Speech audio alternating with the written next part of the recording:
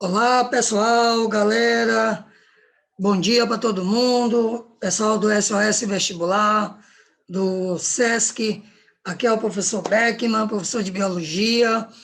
E nós iremos, então, fazer um comentário da nossa primeira atividade que eu mandei, que é a atividade sobre bioquímica celular, água e sais minerais. Ok, turma? Então, sejam bem-vindos, ok? Caso vocês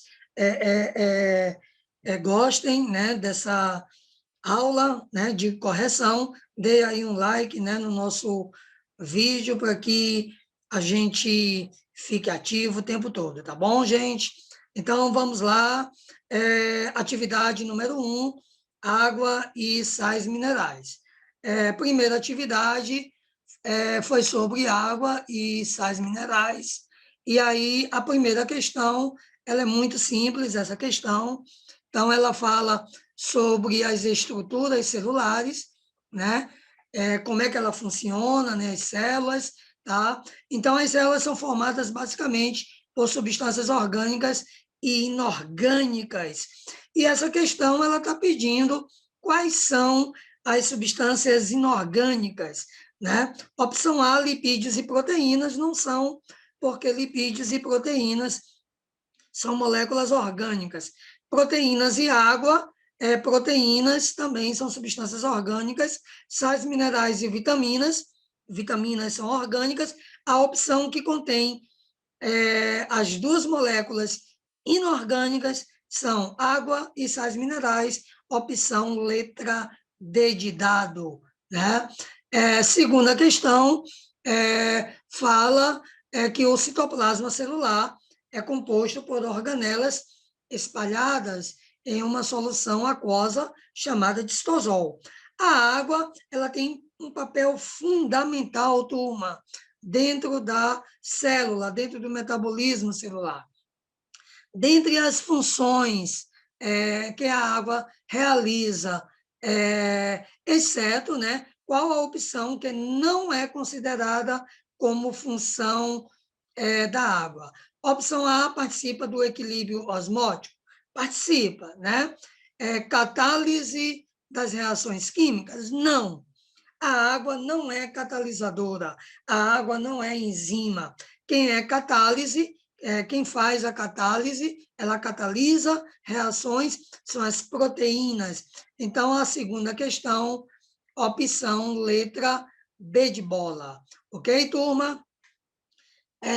Questão 3 fala o seguinte: o ovo é um recipiente biológico perfeito que contém um material orgânico e inorgânico em sua constituição.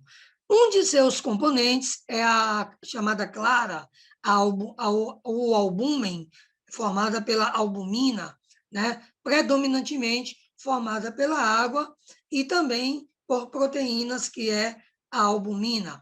Caso a galinha se reproduza antes da liberação do óvulo, ocorrerá a formação de um embrião no interior do ovo.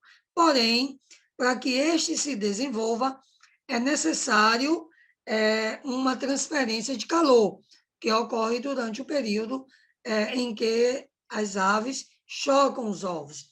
Então, por que as aves precisam chocar seus ovos? Porque ela emite uma certa quantidade de calor, né? E esse calor vai ser responsável pelo desenvolvimento embrionário. Aí vem a pergunta, turma, muito simples. Caso a galinha saia do ninho temporariamente, né? Durante esse período, o desenvolvimento do embrião não cessará, ela não interromperá, ela não vai sofrer interrupção, em virtude da água no seu interior do ovo, né? Então, por exemplo, se uma galinha estiver chocando seus ovos, ela levanta, saiu para ir comer, depois volta, esse período que ela saiu vai parar o desenvolvimento embrionário? Qual é o papel da água nesse processo, né? Ela é responsável em diluir as substâncias tóxicas? Não. Ser um solvente universal, a água é um solvente universal. Só que nesse momento de manter a temperatura, o calor dentro do ovo não é essa função. Possuir um alto calor específico, a resposta da terceira questão é a letra C, possuir um alto calor específico. Eu, na aula de água, eu falei que a água possui um alto calor específico. Isso faz com que ela perca ou ganhe calor muito lentamente. No caso do ovo, o ovo vai perder calor muito lentamente. Então, o desenvolvimento do embrião não vai se interromper porque a ave saiu de perto dos ovos. Então, a opção é a letra C de casa. Quarta questão. A quarta questão, alguns alunos tiveram dúvida, né? A quarta questão é para associar as colunas, né? Faça a correlação entre os sais minerais apresentados na coluna A com as informações da coluna B, ok? Então, coluna A, eu tenho 1, ferro, 2, potássio, 3, iodo, 4, cálcio, 5, fósforo, né? E na coluna B, nós temos A, tem toda uma descrição, né? Então, vamos ver aqui qual seria o item 1, ferro. O item 1, ferro, se associa a qual dos elementos, qual dos parênteses da coluna B de bola, no caso. Então, vamos ver aqui.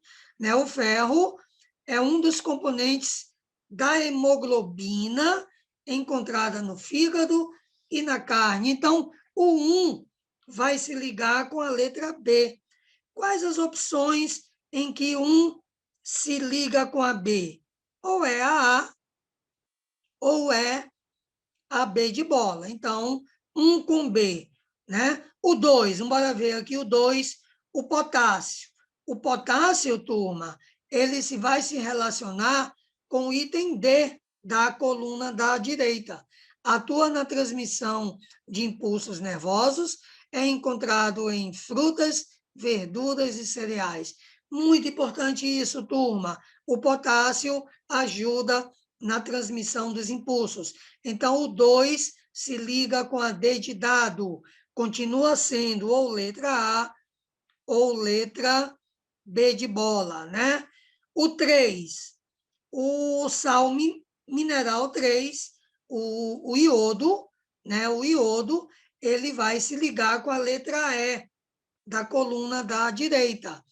É um importante componente de um hormônio cuja carência pode levar à obesidade, encontrado em frutos do mar e peixes. Então, o iodo está muito ligado com a tiroxina, que produz o T3 e o T4, que pode levar ao caso de hipotireoidismo. O 3 se liga com a letra E, continua sendo ou letra A ou letra B de bola. Vamos para o item 4. O item 4, vamos ver aqui, é o cálcio. O item 4 é o cálcio, e o cálcio vai se ligar com qual letra da coluna da direita? O cálcio, sua maior reserva está nos ossos, é importante na contração muscular e na cascata de coagulação sanguínea. É encontrado em folhas verdes e casca do ovo. Então, o cálcio 4 se liga com a letra A. Portanto, a resposta da quarta questão, queridos alunos do SOS, é a letra A, né? E o número 5, que é o fósforo, se liga com a letra C, que diz o seguinte: faz parte do esqueleto de vários animais, do processo de transferência de energia, né, no interior celular, né, dos ácidos nucleicos, e é encontrado em carnes, feijão, ervilhas e peixes. Então, a associação correta da quarta questão é a letra A. Vamos para a quinta questão, turma? Vamos lá?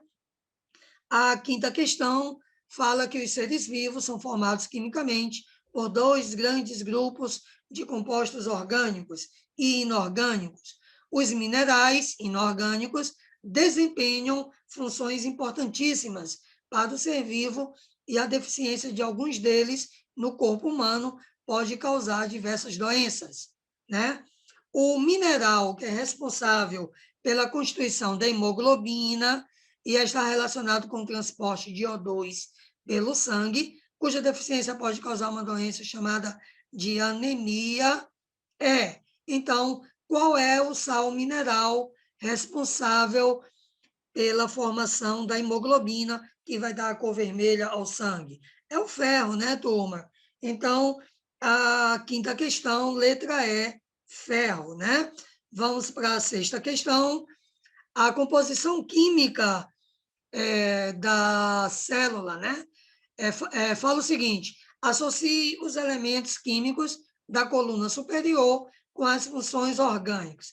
Então, na coluna superior, eu tenho 1 magnésio, 2 potássio, 3 iodo, 4 cálcio, 5 sódio e 6 ferro, né?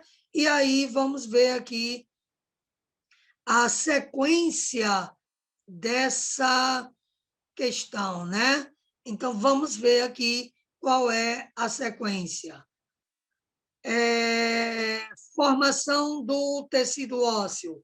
Qual desses elementos aí tem essa função? É o cálcio, é o 4, né? É o 4, né? Então, começa com 4. Quais as opções que começam com 4? Letra A ou letra C?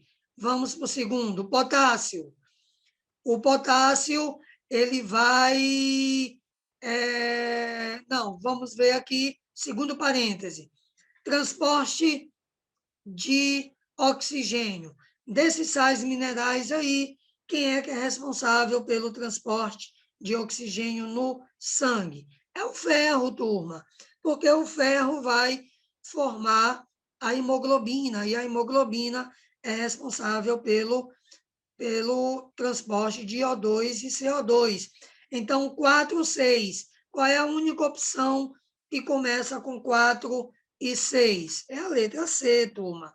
Então, a sexta questão, letra C de casa, beleza? Vamos para a sétima questão. A sétima questão fala o seguinte: recentes descobertas sobre Marte, feitas pela NASA, sugerem que esse planeta vermelho pode ter tido vida no passado. Esta hipótese se baseia em indícios de que, turma? Qual é a opção que explicaria a presença de seres vivos em Marte no passado, né? Então, das opções aí apresentadas, seria a opção letra D, da existência de água líquida no passado, porque a água líquida ela é um indício da presença de vida. Se tem água líquida, provavelmente já teve ser vivo em Marte, né? E Marte tem água, só que em estado sólido, talvez se solidificou. Beleza, turma? Então, vamos para a oitava questão. Então, a sétima questão, existência de água líquida, é a resposta. A questão 8. Questão 8 fala o seguinte: os sais minerais encontrados nos mais variados alimentos desempenham função importante na saúde do homem, podendo estar dissolvido na forma de íons nos líquidos corporais, formando cristais encontrados no esqueleto ou ainda combinado com moléculas orgânicas. A alternativa relaciona que relaciona corretamente o sal mineral com a sua função no organismo então, qual seria a opção da oitava questão? Opção A, o cálcio participa dos hormônios da tireoide? Não. Quem participa dos hormônios da tireoide é o iodo. Tireoide está bem aqui, ó, no pescoço. B de bola. No caso, deixa eu dar uma olhadinha. F constitui, juntamente com o cálcio, né, o tecido ósseo e Os dentes? Também não, né? A C de casa, o P, o fósforo. Então, o F seria flúor, né? Flúor não tem nada a ver com ossos e com ossos, tem a ver com dentes. O P é fósforo. O fósforo participa da constituição da hemoglobina? Não.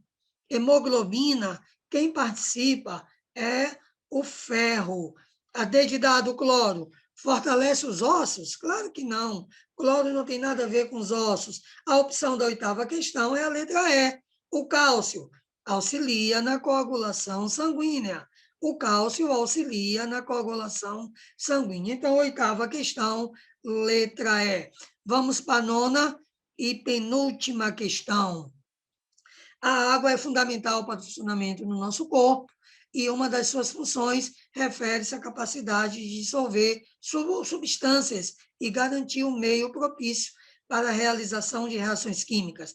Isso se deve ao fato de a água, então, por que a água ela consegue dissolver uma grande quantidade de água? Ser um importante condutor elétrico? Não, a condução elétrica não tem nada a ver com o fato da água ser um solvente. Atuar como soluto? Não. Ser apolar? Não, a água é polar. Então, qual é a resposta da nona? Funcionar como solvente. A água realmente é um solvente universal. Beleza? E a última questão da nossa primeira atividade fala o seguinte: a água está presente em grandes quantidades em nosso corpo e atua de diferentes formas em seu funcionamento. Uma das funções da água diz respeito ao controle de temperatura, que é conseguido graças à eliminação de uma substância rica em água chamada, né? Então, nessa opção, ela fala do controle da água na temperatura orgânica. Então, desses líquidos aí, quem é que controla a temperatura do nosso corpo? Saliva? Não. Lágrima? Não. É o suor, pessoal. Quando a gente sua e o suor evapora, ele leva o calor com ele, né? Então, isso faz com que aquele calor, aquela temperatura diminua. Ok, turma? Então, a 10ª questão é a letra C, ok? Turma, então essa foi mais uma aula, e aí aguardem, né, que a próxima aula nós vamos falar de carboidratos e vamos colocar mais atividades, ok, turma? Então, boa sorte, até a próxima, turma, um abraço.